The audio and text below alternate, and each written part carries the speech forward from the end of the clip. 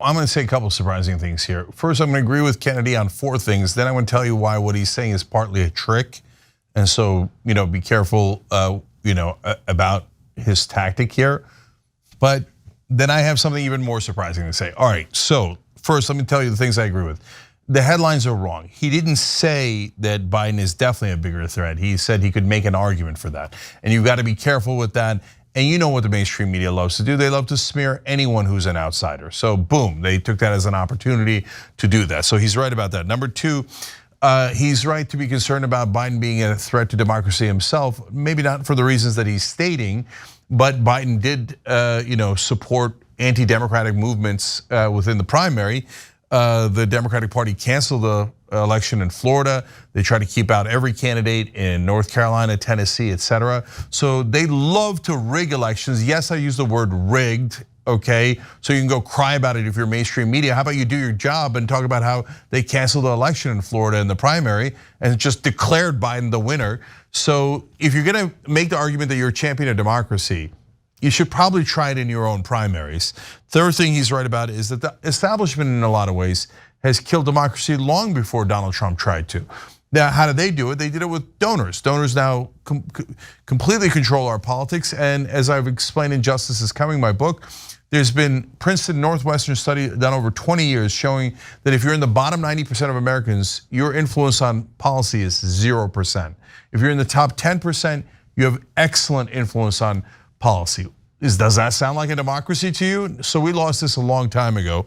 Number 4 thing he's right about is they're constantly using fear, both sides. The right wing with the immigrants are coming, the LGBTQ people are coming, the Muslims are coming, be afraid, be afraid. Biden with, oh my God, Trump's a monster, he's gonna take away everything that you care about, be afraid, be afraid. So that's a lot I agree with RFK Jr. on. So the reason why I say it's a trick though is, he's trying to have it both ways because he's trying to get Republican and Democratic voters. So he wants to say something that'll appeal to Republican voters. Or maybe Biden's a bigger threat to democracy. Come Republicans, vote for me. Then when people get mad at him and yell at him and he thinks he's gonna lose Democratic voters, he comes out and goes, no. I meant this, and this.